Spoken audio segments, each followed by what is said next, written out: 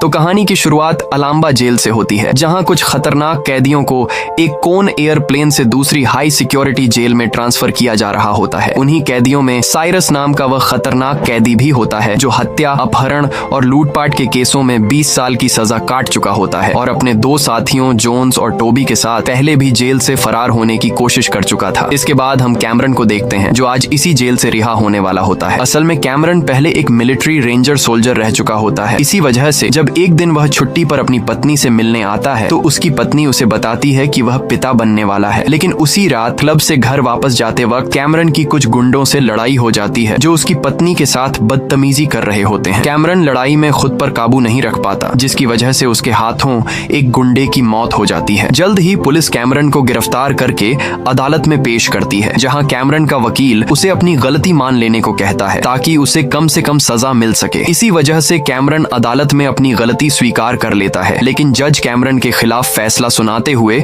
उसे 10 साल की कैद की सजा सुना देता है। कैमरन और उसकी पत्नी मजबूरी में यह फैसला स्वीकार कर लेते हैं और इस तरह कैमरन को अलाम्बा जेल में सजा काटने के लिए भेज दिया जाता है, जहां उसके पास यादों के तौर पर बस अपनी बेटी कैसी की तस्वीरें होती हैं जो उसे हिम्मत देती रहती हैं। समय तेजी से गुजरने लगता है। कैमरन का व्यवहार जेल में काफी अच्छा होता है। इसी वजह से उसकी दोस्ती जेल के एक कैदी माइकल से हो जाती है। जल्द ही कैमरन के अच्छे व्यवहार की वजह से उसकी सजा 10 साल से कम करके 8 साल कर दी जाती है और फिर आता है कैमरन की रिहाई का दिन। इत्तेफाक से आज कैमरन की बेटी कैसी का 8वां जन्मदिन भी होता है।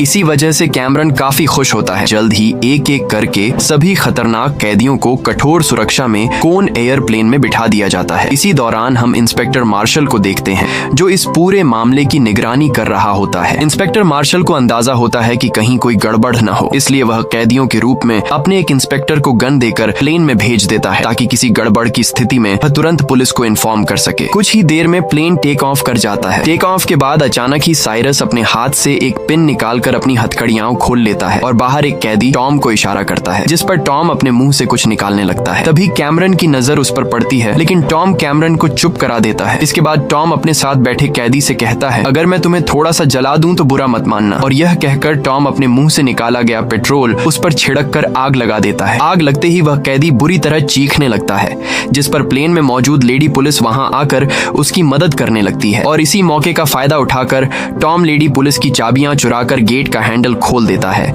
जिससे साइरस और जोन्स बाहर आ जाते हैं। पुलिस वाले उन्हें काबू करने की कोशिश करते हैं, लेकिन जल्द ही साइरस उनमें से कुछ को मार डालता है। शोर सुनकर प्लेन का एक पायलट जैसे ही कॉकपिट से बाहर आता है, साइरस उस पर भी हमला करके उसे मार डालता है और अंदर जाकर दूसरे पायलट को पॉइंट गन पर लेते हुए कहता है, ये प्लेन अब हाईजैक हो चुका है, कोई चालाकी न करना। इसके बाद साइरस प्लेन में मौजूद सभी लोगों को कोन एयरप्लेन में वेलकम कहता है। यह देखकर कैमरन का दिल टूट जाता है, क्योंकि आज वह पूरे 8 साल बाद अपनी बेटी से मिलने वाला था। देखते ही देखते पूरे प्लेन का कंट्रोल कैदियों के हाथों में चला जाता है और पुलिस वालों को बंदी बना लिया जाता है। इसके बाद साइरस, टोबी और अन्य खतरनाक कैदियों को भी आजाद करवा लिया जाता है। आजाद होने के बाद एक कैदी लेडी पुलिस से बदतमीजी करने के लिए आगे आता है, लेकिन कैमरन तुरंत बीच में आकर उसे वहां से पीछे हटा देता है और उस कैदी से कहता है, यहाँ यह सब नहीं चलेगा। यह सुनते ही वह कैदी कैमरन पर हमला करने ही लगता है, लेकिन उसी समय साइरस वहां आकर मामला खत्म करवा देता है और उस कैदी से कहता है, अगर फिर तुमने ऐसी कोई हरकत की तो मैं तुम्हें इस प्लेन से नीचे गिरा दूंगा।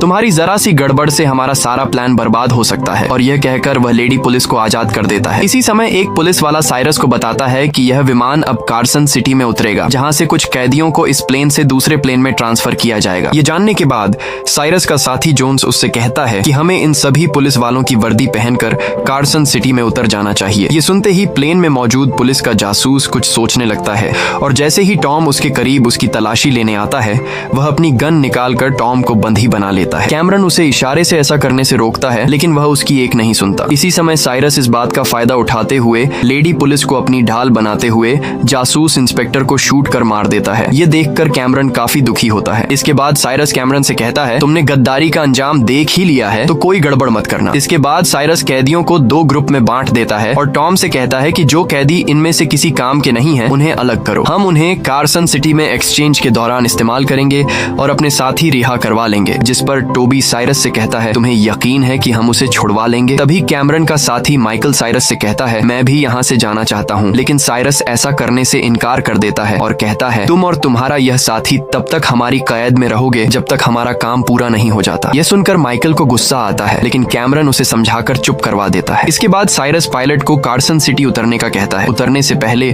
टॉम बाकी बचे कैदियों को बंदी बनाने लगता है। तभी कैमरन साइरस से कहता है, मैं तुम्हारा साथ देना चाहता हूँ, इसलिए मैं इस काम में तुम्हारी मदद करूंगा, क्योंकि मुझे जल्द से जल्द यहाँ से रिहा होना है। साइरस उसे इस पर आजाद कर देता है। मौका पाते ही कैमरन उस मरे हुए जासूस इंस्पेक्टर की लाश के पास आता है। लाश की तलाशी लेने पर उसे एक टेप रिकॉर्डर मिलता है, यानी इस प्लेन में हाईजैक होने के बाद सारी बातें रिकॉर्ड थीं। वह तुरंत यह टेप निकालकर अपने पास रख लेता है। इधर पुलिस स्टेशन में पुलिस को साइरस के सेल से कुछ खुफिया डॉक्यूमेंट्स मिलते हैं। जल्द ही प्लेन कार्सन सिटी के डेजर्ट एरिया में लैंड करता है। ठीक इसी समय कैमरन तुरंत इस टेप रिकॉर्डर को एक कैदी की शर्ट में छिपा देता है, ताकि दूसरे प्लेन में जाने पर पुलिस को यह टेप मिल सके। साइरस और उसके साथी पुलिस वालों की वर्दी पहनकर कैदी एक्सचेंज करने लगते हैं। वहां मौजूद पुलिस को जरा भी अंदाजा नहीं होता कि एक्सचेंज होने वाले कैदी असली नहीं है। इसी दौरान हम भगीरा और जेरी को देखते हैं। जेरी एक बहुत बड़े स्मगलर का बेटा होता है, जिसकी रिहाई के लिए ही उसके पिता ने साइरस को हायर किया था। जल्द ही सारे कैदी एक्सचेंज हो जाते हैं और प्लेन के पायलट की जगह भगीरा ले लेता है। साथ ही वह प्लेन का ट्रैकर कोन एयर प्लेन से निकालकर टॉम के हाथों दूसरे प्लेन में फिट करवा देता है, ताकि यह प्लेन ट्रैक न हो सके। कैदी ट्रांसफर करने के बाद जैसे ही साइरस निकलने लगता है, एक पुलिस वाला उसे रोककर कहता है कि अभी एक कैदी और ट्रांसफर किया जाना है, इसलिए तुम्हें रुकना होगा। ये सुनते ही साइरस के होश उड़ जाते हैं, जब उसे पता चलता है कि वह खतरनाक कैदी कोई और नहीं बल्कि सीरियल किलर गीटो है, एक ऐसा खतरनाक कातिल जो अब तक 100 से ज्यादा लोगों को मार चुका था। इसलिए पुलिस पूरी सुरक्षा के साथ गीटो को प्लेन में ट्रांसफर कर देती है। गीटो को देखकर माइकल कैमरन से कहता है कि हमें पहले ही इस प्लेन से उतर जाना चाहिए था, लेकिन कैमरन उसे कहता है कि हम बाकी लोगों को इन लोगों की कैद में छोड़कर नहीं जा सकते।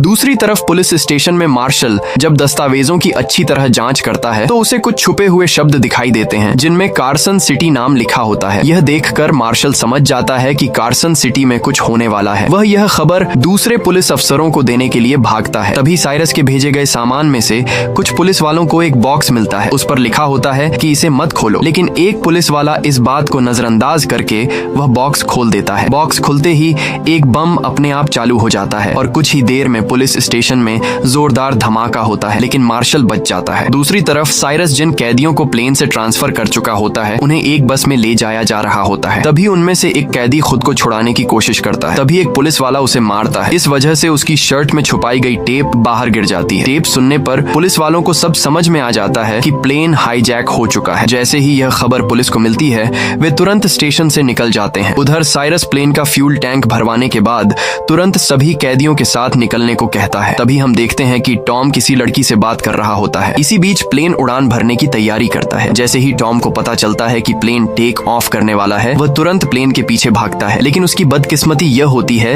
कि जब वह मदद के लिए चिल्लाता है, तो खिड़की पर वही कैदी खड़ा होता है जिसे टॉम ने जलाया था। इसलिए वह टॉम के लिए प्लेन नहीं रुकवाता। प्लेन का पंख टॉम को कुचलता हुआ आगे बढ़ जाता है और प्लेन टेक ऑफ कर जाता है। सारे कैदी खुशी से झूमने लगते हैं। जल्द ही पुलिस अफसरों को पता चल जाता है कि प्लेन में मौजूद उनका जासूस भी मारा जा चुका है। ये सुनकर वे बहुत गुस्सा होते हैं और मार्शल से कहते हैं अब हमें इस प्लेन को तबाह करना होगा, लेकिन मार्शल उन्हें ऐसा करने से रोकता है। प्लेन में साइरस जोन्स से कहता है कि हमें गीटो को आजाद कर देना चाहिए।